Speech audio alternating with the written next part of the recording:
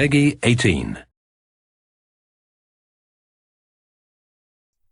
Trouble yourself not with the cost of this crusade. Its noble end affords you broad tolerance in your choice of means. Hello and welcome everyone to another episode of Darkest Dungeon here on Not Your Professional Walkthroughs channel. Well, I hope you enjoyed the last few boss battles. Hopefully this time we will do something different. I'm no expert, but we'll see. A reason why I'm unequipping the heroes is due to the fact that I want to take a look at one important fact. What levels and how many heroes in set levels do we have available? Because it's lovely that I have so many level 5 heroes, but I have one level 4 Vestal, so I do not have a proper healer for any of the high-end dungeon runs, so that's gonna be an issue. I can do one medium run, but the stress level will be an issue, but I do have the Jester. Let's see what awaits us in the stagecoach, potentially. Maybe we can upgrade it.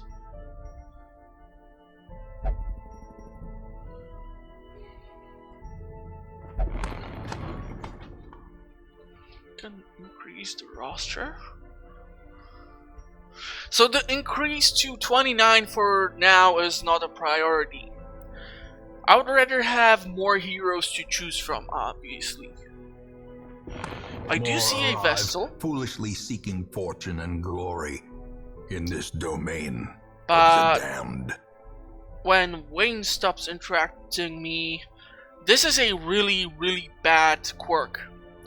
Because the only way for her to deal with stress in town would be in the tavern, and usually drinking can end up in more negative quirks.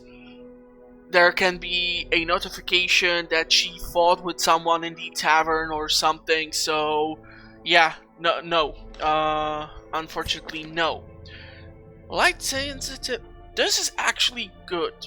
I usually don't tend to rely on the occultist due to the fact how the reconstruction perk is built, so you go from 0 to 100.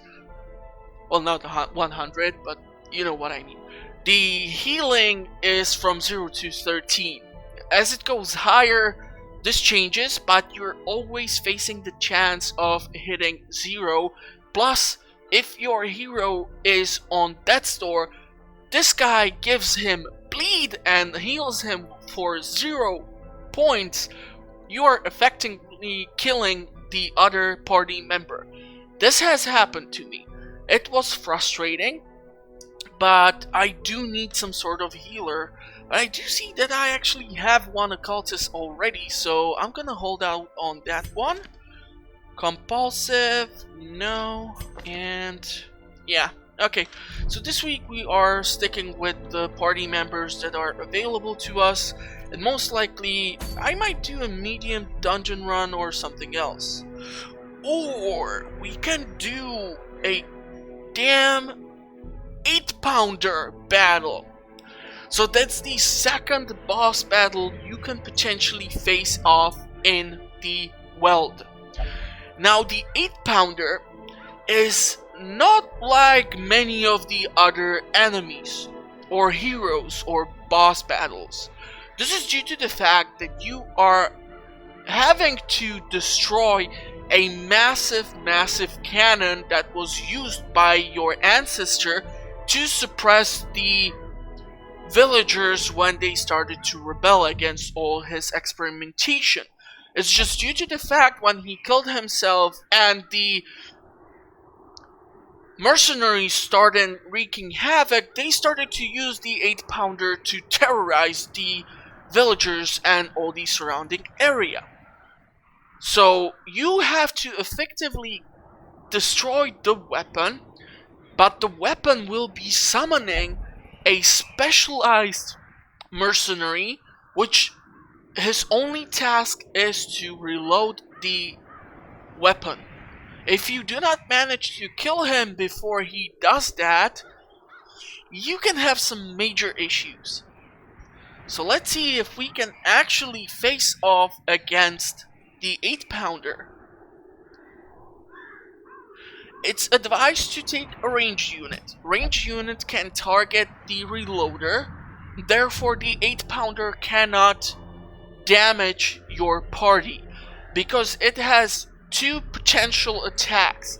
One of them deals tremendous amount of damage because the 8-pounder actually fires the round, and the second one is that it fails to fire the round from the weapon, but because everyone is expecting to be hit by the massive mortar shell, you receive ton of stress instead of the damage.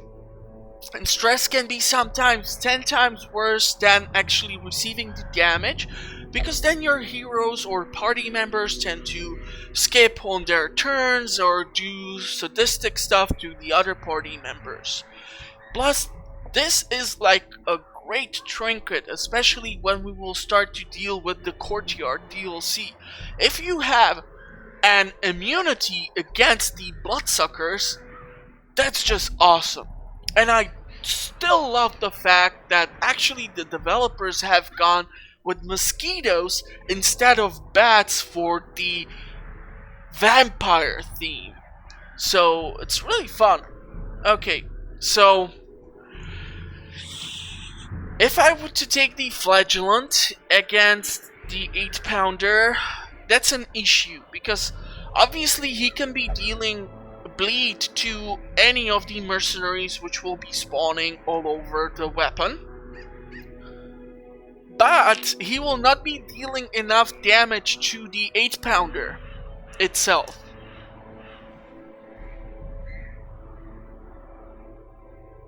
A cultist can be dealing some damage, but it would then come down basically to me trying to kill the 8-pounder weapon with a Houndmaster, which is a horrible way to do this.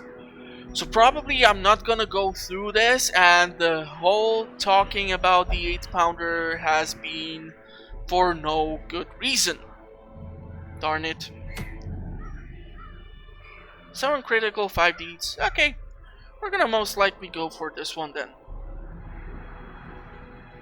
And this is a medium. So we're gonna try to level up our heroes here.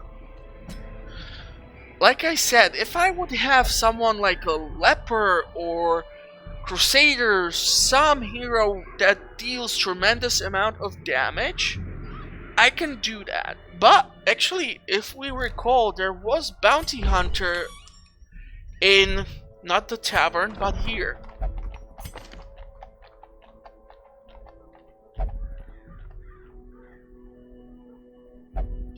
So if he marks the 8-pounder and then attacks it, we can actually manage to pull this off.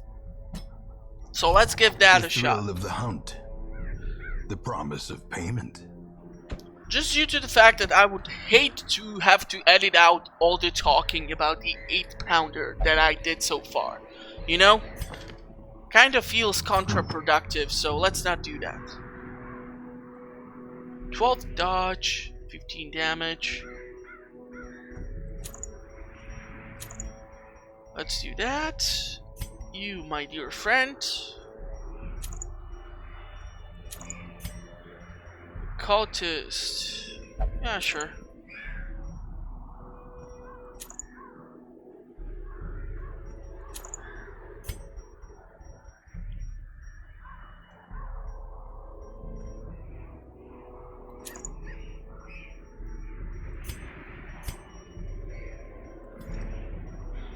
Yeah, this is what I was looking for.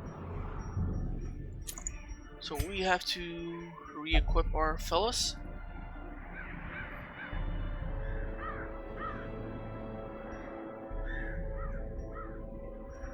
"12 seconds later." So let's take a crack at another boss battle. Man, I'm spoiling you guys with all this great content. feel like I'm doing this wrong. I should like leave few episodes in between the boss battles, right? Would you even honestly know with how the game keeps progressing which dungeon I did at which time? Do let me know in the comment section if there is actually a way to find this out. Okay, what else do we need? So we have the doggy treats or the Scooby snacks. I do need the anti-venom. Shovels. I think I have everything. Let's go with like 4. We're gonna save up some money here.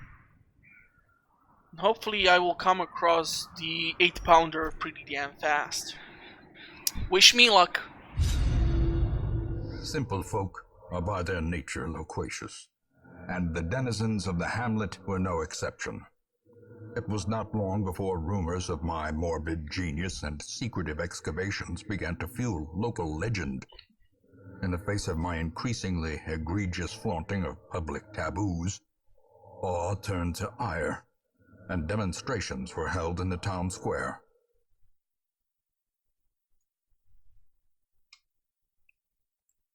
The smell of sulfur and gunpowder hangs in the air. The war machine is close. Okay, so thanks to our Huntmaster having higher chances of scouting the map, we are facing an odd situation. My gut tells me there's no way in heck the 8-pounder is in here. Most likely it's either on the far end up here or down here. I don't think I wanna go into room with Curio. I rather go into the room with treasure. That way I'm at least ensured some sort of treasure or money will be returned with the party. So therefore we're gonna do it like this.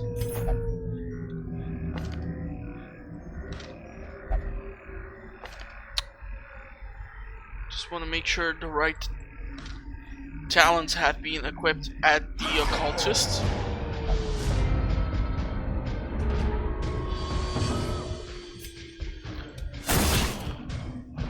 So with the brigands you have obviously few choices on how to deal with them.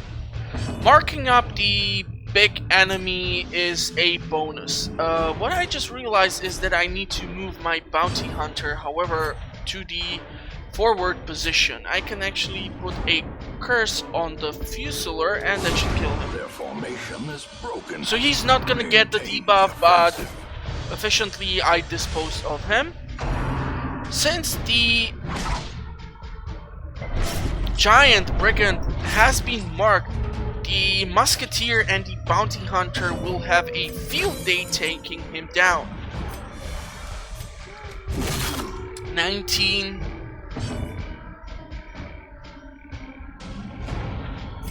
We can do weakening curse on him too. Their cursed champion falls. So having 3 heroes which react well to marking is definitely a good thing to have in your party. However, unfortunately, due to the fact that the enemy or the boss is not your regular living being, it's gonna be a bit more trickier to pull off even the bonus damage on the 8-pounder. As victories mount, so too will resistance.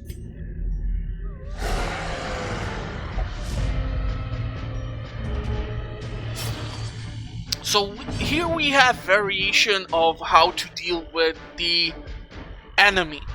Obviously the artillery will be targeting our heroes or trying to deal blight damage to us.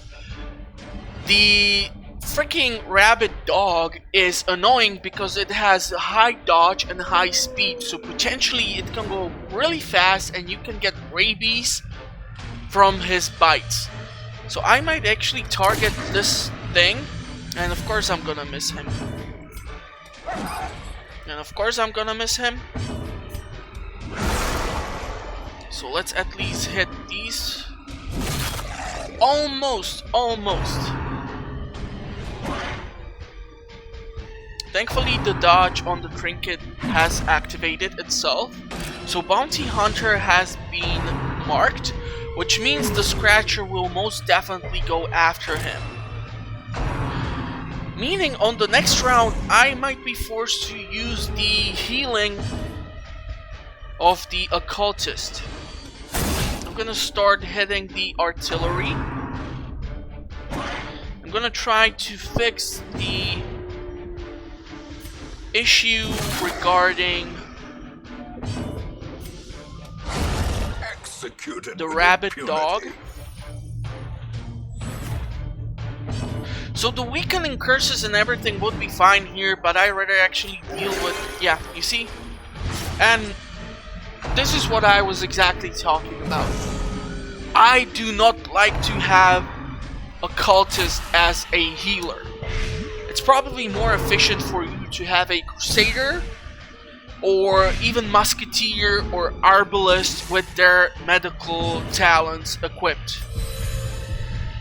Because if I do this, it's better than giving him a bleed and 0 heals. So let's start killing off the artillery. Let's try one more time. But we're still left with the bleed.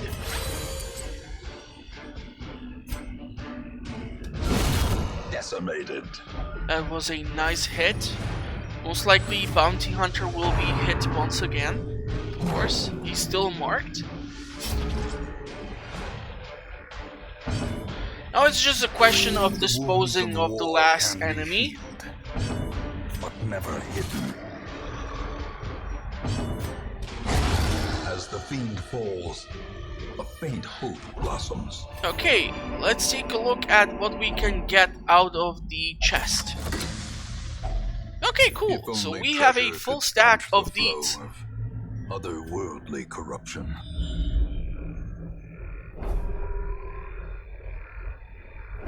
Yeah, you see? It would be too close, and usually the game tends to put away the boss battle at the far end of the entire map. I unfortunately do not possess band-aids or bandages to interact with the mummified remains, so I will just keep on moving forward. Let's see what's in the note.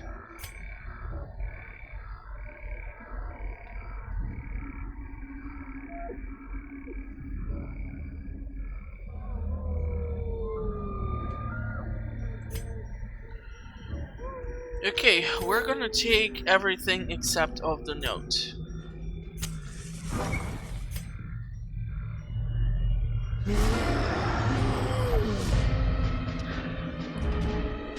Here the luck is that none of these can mark our party members, so the Scratchers won't both hurt one party member. However, the Madman is the priority number 1.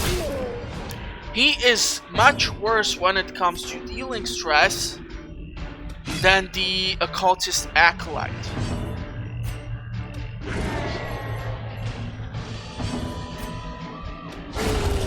Thankfully, I killed at least one of the stress dealers. Them all.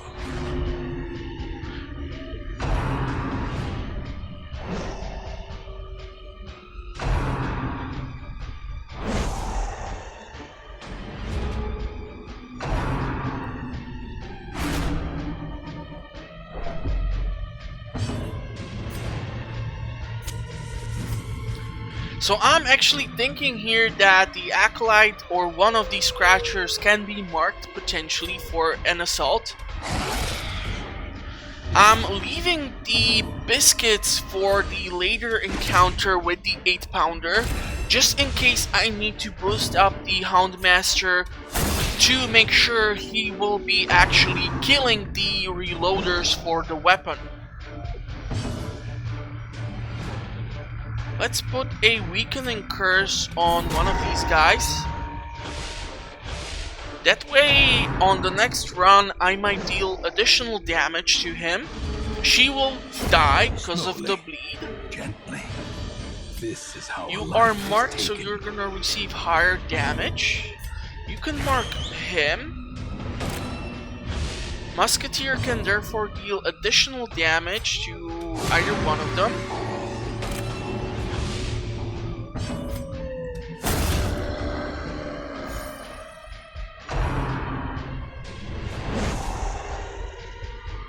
So yes, Houndmaster has received some damage, but he can self-heal himself.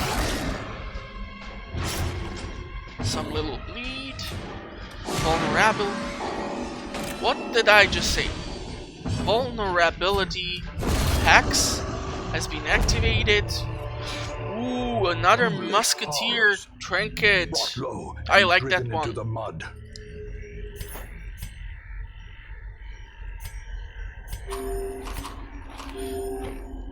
So let's go like this. That way I actually possess all the potential. Why am I keeping 2 slots occupied with holy water? Anyone? Anyone? Okay, never mind that. Let's try to ignore the massive mistake I did there. Let's see what's in the coffin. There's nothing inside. So let's proceed further and hopefully find the 8-pounder and dispose of it. So it's gonna be a tricky battle. We're getting our first hunger check.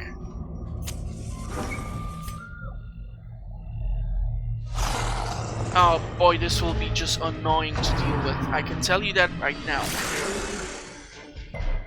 We can end up with ton of bleed or rabies from this encounter on its own.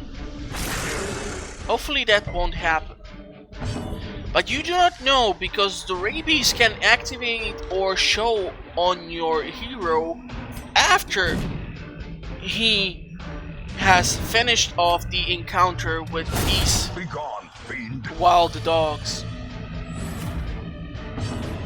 And I heard of starving dogs and that you can see their ribs basically through the skin, but I think these guys are even worse at it than malnourished dogs. So let's dispose of them, hopefully fairly quickly. Please don't give him rabies.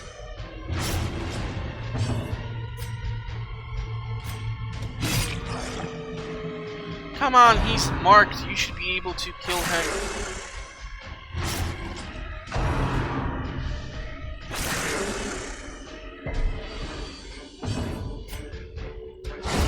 Another abomination, cleansed from our lands.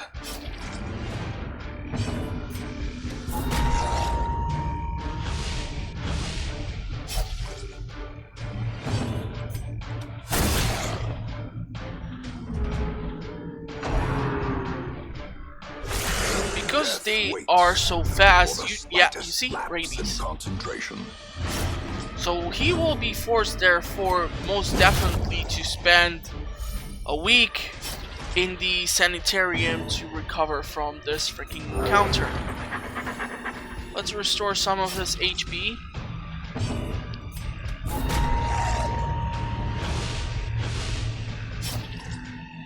And the more annoying enemy can be actually a party of these guys compared to like raiders or any of the fungal creatures that live in here. So the rabies are in effect. Minus 10 accuracy plus 15 damage. The accuracy, however, affects your hero. So yeah. Let's go and purify the fountain. And I'm not hoping I'm gonna come across like a secret room in this run. Obviously it would be fun, are often low on supplies. but you cannot expect to come across a secret room in each and every single encounter or every dungeon. It would be funny, however. I have to admit that. Annihilated. Okay, let's see. Another one falls. back Okay, to so the pit. before you are unable to dispose of the dogs, and now you just burn through them like crazy. The way is lit. The path is clear. Makes all the sense We in the world. require only the strength to follow it. So we have still enough provisions for one proper encampment. Are you kidding me? I just said this cannot happen every damn dungeon and you just go and do this.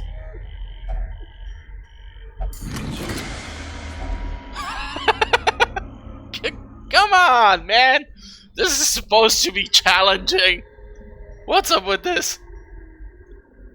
Okay, my oh my. So I do not need shovel. So I can ditch the shovel.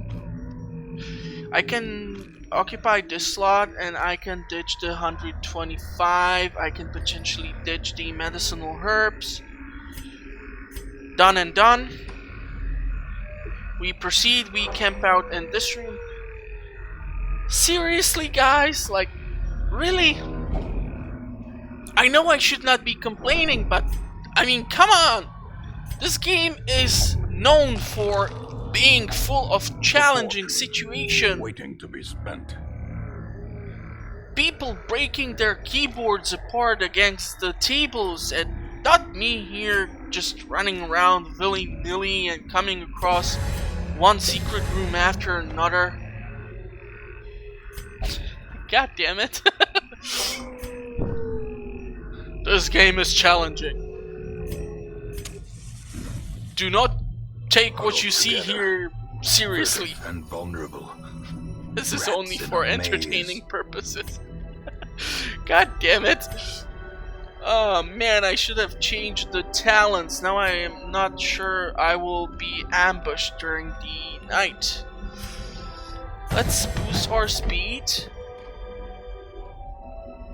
A little stress for prevention of the nighttime ambush.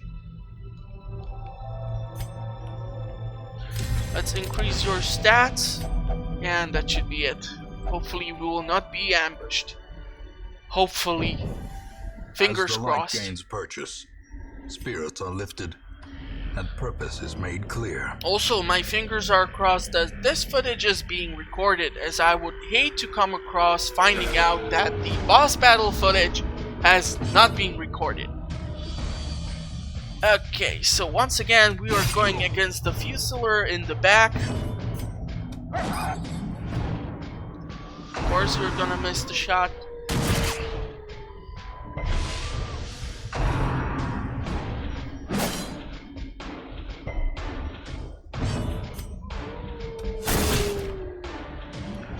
I was hoping that she might kill him, but oh well. A brilliant confluence of skill and purpose.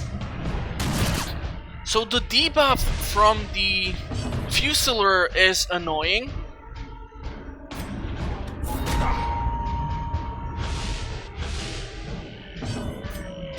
But hopefully it will not transition into the battle with the 8-pounder.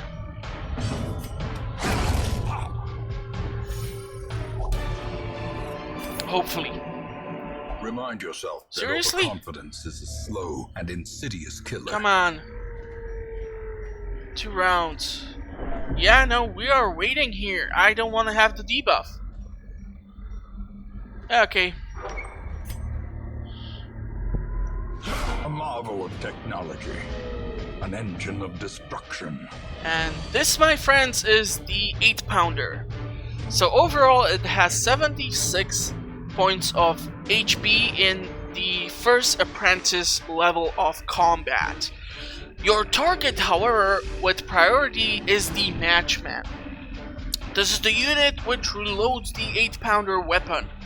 Unless you dispose of him first, you are facing the opportunity that on the next round, the weapon will greatly damage your entire party. So we're gonna dispose of him. And now somehow I'm gonna have to try and deal with the massive pool of hit points on the 8-pounder weapon.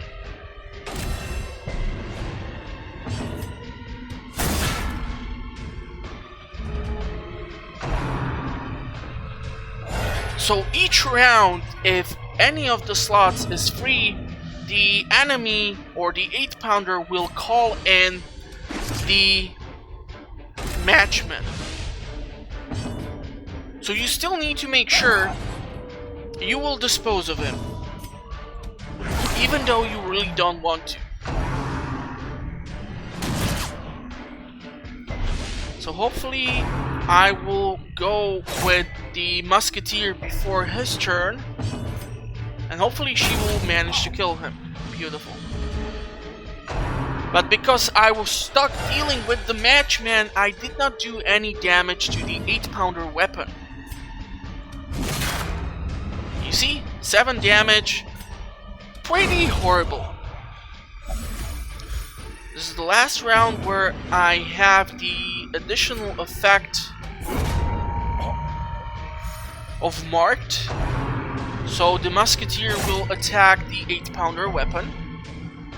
But I will be forced to start healing my party because the other mercenaries or the brigands are dealing continuous damage to my party while I try to deal with the 8-pounder and the matchman. Time to perform beyond So this is like limits. a circle of really bad jokes that you have to put up with. And I hate it when I miss him. Especially when he's marked and has a debuff on him. God, I hope she will be able to kill him. Thank God for the musketeer. Another one. So you can see how this can be challenging in the higher levels. Obviously the brigands will be dealing that much more damage to your party members. So trying to survive their continuous attacks while trying to dispose of the damn weapon is a nightmare of sorts. But also, it's where the challenge lies of trying to survive this, especially when you have the 3 puzzling pieces in your inventory. And of course, he's gonna dodge that, and I'm afraid she would not have killed him. So as you see, for the past few turns, I actually did not manage to hit the 8-pounder. Hopefully my luck will change, and I will be able to... Ah, damn it! Come on! Musketeer, please pull through for me. One more time. Like 100 more times. God, I love her. Thank you! Okay. So you obviously need like a better system to deal with this. Unfortunately, there isn't one. You have to somehow have a party member who can be dealing damage to the 8-pounder weapon and also trying to kill the freaking matchman. Why can't you kill the damn guy? Does it always have to be her?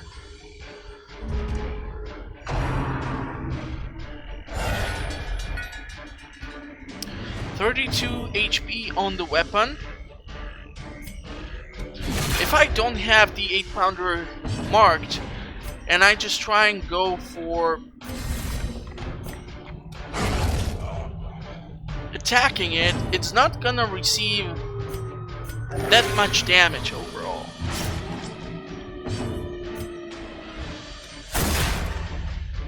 Matchman has been dealt with, so my priority is the 8-pounder weapon.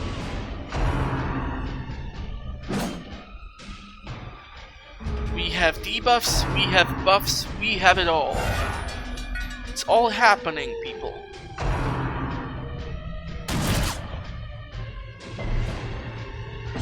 So once again, Matchman has been taken down. So potentially the bounty hunter and the musketeer can attack the 8-pounder weapon, but I don't think the musketeer will deal 14 damage to the damn thing. I can put down a weakening curse on it, but that won't do anything. Yeah, we're still gonna have to hit it like twice.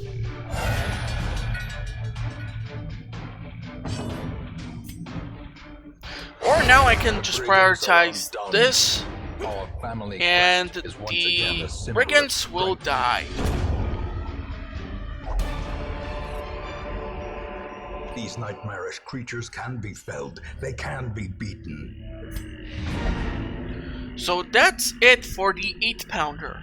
However, remember, this was only the apprentice level. Dealing with the 8-pounder, when you're doing veteran or the expert level, is that much harder. And I hope this footage has been recorded and you will be able to enjoy it, because I don't think I have a way to replay this. I would have to do like entirely different save just to have this footage, which would just kill me inside. So hopefully OBS has pulled through, and hopefully you will be able to enjoy the footage. So we came across 4 busts, 1 portrait, 8 deeds, and full stack of crests. We came across 17,000 gold just because I came across another secret. God damn it. Maybe I should really keep telling myself that this dungeon will not have a secret room and we're just gonna make it nice and easy through it. So overall, we are pulling in over 21,000 gold just thanks to the overall reward for successfully finishing the dungeon. We managed to reach level 3 with the musketeer. Leveled up 2 of our heroes, actually 3 of them. So that's awesome. But there are some negative results from this. Some negative quirks, and of course the rabies, which I will have to deal with. A fresh irritant to some. A sanguine memory to me. So overall, I hope you guys did enjoy the episode. It was another boss battle. Man, I keep putting out too many of them, I feel like. But hopefully that will keep you guys watching. If you did not enjoy the episode with the 8-pounder, I recommend you checking out the previous episode with the hag, or the series overall. I did manage to cover some of the boss battle up to the veteran level, I do believe by now, so you should have a variety of options to watch. Thanks to the fun thumbnails, you should also know which episodes specifically are related to the boss battles themselves. But overall, take a look at the channel, the link will be in the description, and maybe subscribe. Who knows, I might put out more fun content in the future. But in the meantime, I'm just thankful you have been here with me, and hopefully I will see you on the next dungeon run in the Darkest Dungeon series. In the meantime, I wish you all the best, and goodbye.